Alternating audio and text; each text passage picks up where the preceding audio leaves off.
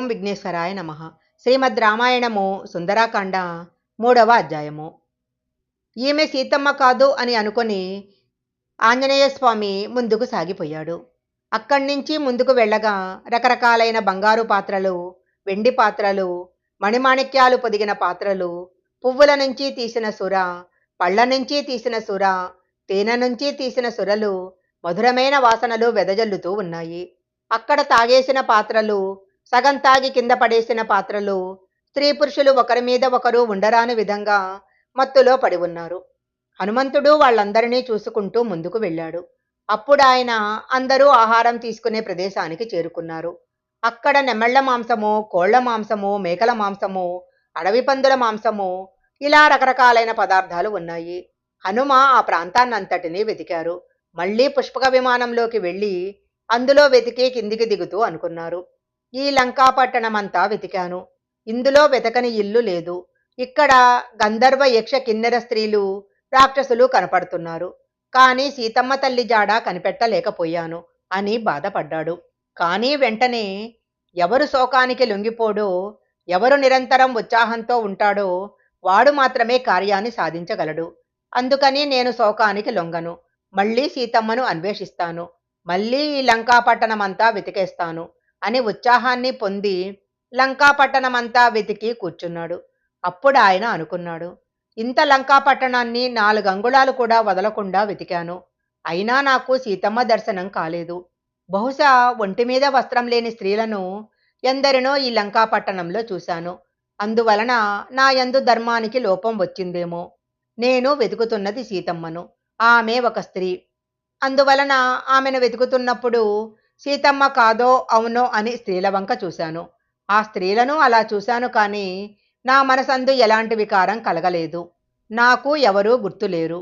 నేను పవిత్రంగానే ఉన్నాను అని హనుమంతుడు తన మనసులో భావన చేసి, నేను సీతమ్మ దర్శనం చేయలేకపోయాను.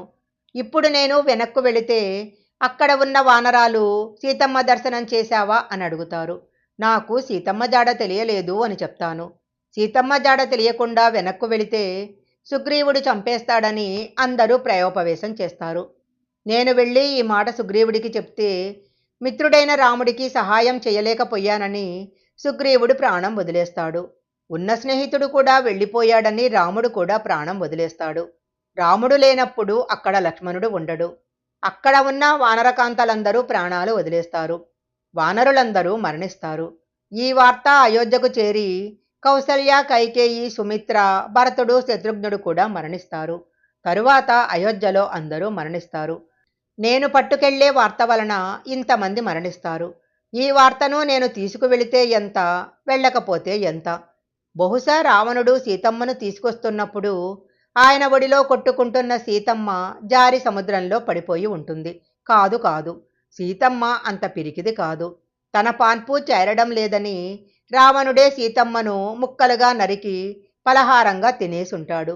కాదు కాదు, కాముకుడైన వాడు తాను కామించిన స్త్రీని సంహరించడు. లేకపోతే రాక్షసులు సీతమ్మను తినేసుంటారు. కాదు కాదు, రావణుడు కామించిన స్త్రీని తినగలిగే ధైర్యము రాక్షసులకు ఉండదు. రాముడికి సీతమ్మ జాడ తెలియకూడదని ఎక్కడో అమ్మను దాచి ఉంటాడు.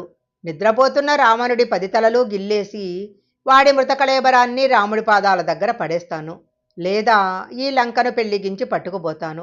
కాదు కాదు, సీతమ్మ జాడ చెప్పలేనప్పుడు ఇవన్నీ తీసుకువెళ్ళడం ఎందుకు?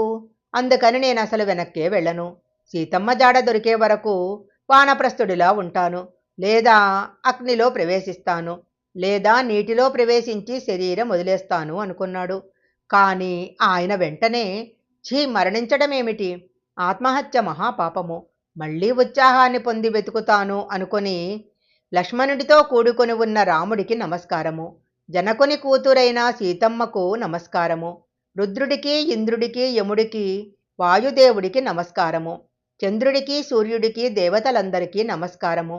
నాకు సీతమ్మ తల్లి దర్శనం అయ్యేటట్లు దేవతలందరూ కటాక్షించెదరు కాక అని నమస్కారం చేశాడు. అప్పుడు హనుమంతుడికి ఎదురుగా అశోకవనం కనపడింది.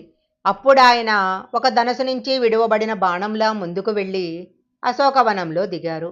హనుమంతుడు అక్కడున్న అన్ని చెట్ల మీద నుంచి అటూ ఇటూ దూకుతూ సీతమ్మను వెతికాడు. ఆ అశోకవనంలో రావణుడు తన తపశ్శక్తితో నిర్మించిన కృత్రిమమైన ఒక కొండ, ఆ కొండ మీద నుంచి ప్రవహిస్తున్న నది ఉన్నాయి. అలా హనుమంతుడు అశోకవనాన్ని వెతుకుతుండగా ఆయనకు దూరంగా 1000 స్తంభాలతో కూడుకున్న ఒక బ్రహ్మాండమైన ప్రాసాదం కనపడింది. అది అక్కడున్న సైనికులు విశ్రాంతి తీసుకోవటం కోసం ఏర్పాటు చేసిన మంటపము. దాని మీదికి సింసుపా వృక్షం ఉంది. అప్పుడాయన ఆ సింసుపా వృక్షం మీదికి దూకి ఆ చెట్టు కొమ్మల నుంచి కిందికి చూస్తే చుట్టూ రాక్షస స్త్రీల మధ్యలో ఒక స్త్రీ పట్టుపుట్టం కట్టుకొని ఉంది. ఆమె సీతమ్మ అయి ఉంటుందని ఆకులను పక్కకు తోస్తూ హనుమంతుడు చూసేసరికి మట్టి పట్టిన బట్టతో చుట్టూ అనేక మంది రాక్షస స్త్రీలతో ఉపవాసాల చేత క్షీణించిపోయి దీనురాలిగా ఉన్న, కన్నుల నిండా నీరు ఉన్న, మళ్ళీ మళ్ళీ వేడి నిట్టూర్పులు వదులుతున్న, శుక్లపక్షంలో వచ్చే మొదటి చంద్రరేఖల ప్రయత్నపూర్వకంగా చూస్తే తప్ప తెలియని ప్రకాశంతో పొగతో కప్పబడిన అగ్నిజ్వాలల నలిగిన పసుపుపచ్చ బట్ట కట్టుకొని అంగారకుడి చేత పీడింపబడిన రోహిణిలా, ఆశ నెరవేరని దానిలా అవమానంతో సిగ్గుపడుతూ ఉన్న సీతమ్మను హనుమంతుడు చూశాడు. అలా ఉన్న సీతమ్మను చూసిన హనుమంతుడి కళ్ళ నుంచి ఆనంద బాష్పాలు కారాయి. అలా నల్లటి కళ్ళతో ఉన్న సీతమ్మను చూసిన హనుమకు ఆమె అంగ ప్రత్యంగముల యందు రాముడు జ్ఞాపకానికి వచ్చాడు. సీతమ్మను చూడటం అంటే ప్రకృతిని చూడటము, ఆ ప్రకృతి యందు పురుషుడిని చూడటము. అంటే హనుమంతుడు అద్వైత దర్శనం చేశాడు. సీతమ్మను అలా చూసిన హనుమంతుడు అనుకున్నాడు, మా రాముడి గుండె చాలా గట్టిది. ఎవ్వరూ చేయలేని పని రాముడు చేశాడని ఇప్పుడు నేను గుర్తించాను. 10 నెలల నుంచి ఈ సీతమ్మ రాముడి పేరు చెప్పుకుంటూ తపస్సు చేసుకుంటూ రాముడి గురించి శోకిస్తూ ఇక్కడ ఉంటే, అలాంటి భార్యకు దూరంగా ఉండి కూడా 10 నెలల నుంచి ప్రాణాలు నిలబెట్టుకుని ఉన్నాడు. రాముడు ఎవ్వరూ చేయలేని పని చేశాడు. రాముడి మనసు సీతమ్మ దగ్గర ఉంది, సీతమ్మ మనసు రాముడి దగ్గర ఉంది. అందుకనే ఇద్దరూ ఒకరికొకరు దూరంగా ఉండి కూడా ఇంతకాలం బ్రతకగలిగారు. 3 లోకాలలో ఉండే ఐశ్వర్యాన్నంతా తీసుకొచ్చి ఒక పక్కన పెట్టి మరొక పక్క సీతమ్మను పెడితే సీతమ్మ యొక్క వైభవంలో 16వ వంతుతో కూడా ఐశ్వర్యము వైభవము సరితూగదు. నల్లటి జుట్టుతో, ఎర్రటి పెదవితో, సన్నటి నడుముతో, పద్మాల వంటి కన్నులతో ఆ తల్లి సింసుపా వృక్షం కింద కూర్చొని ఉంది. గురువుల చేత శిక్షింపబడిన, బుద్ధి కలిగిన లక్ష్మణుడి చేత ఆరాధింపబడే సీతమ్మ, పెద్దలచే పొగడబడే సీతమ్మ, లక్ష్మణుడి గురువైన రాముడి యొక్క ఇల్లాలైన సీతమ్మ, ముందు రాముడు వెనక లక్ష్మణుడు ఉండగా మధ్యలో నడవవలసిన సీతమ్మ, దశరథుడి పెద్ద కోడలైన సీతమ్మ, జనకుడి కూతురైన సీతమ్మ, ఇవాళ చుట్టూ రాక్షస స్త్రీలు ఉండగా 10 నెలల నుంచి ఒకే వస్త్రాన్ని కట్టుకొని పడి ఉందంటే ఈ కాలం అన్నది ఏదైనా చేయగలదు. ఈ కాలాన్ని ఎవరూ అతిక్రమించలేరు.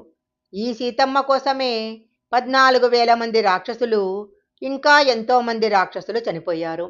ఈ తల్లి కారణంగానే సుగ్రీవుడు పట్టాభిషేకం పొందాడు. వాలి తెగటారిపోయాడు. నువ్వు ఇక్కడ కూర్చున్నావు కానీ నీ వల్ల అక్కడ ఎంత కథ నడుస్తుందో తెలుసా అమ్మా? నీకు నీ తల్లి భూదేవి పోలిక వచ్చిందమ్మా. అందుకే నీకింత ఓర్పు ఉంది.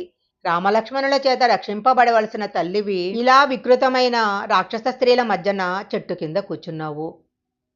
నువ్వు రాముడికి తగిన దానివి.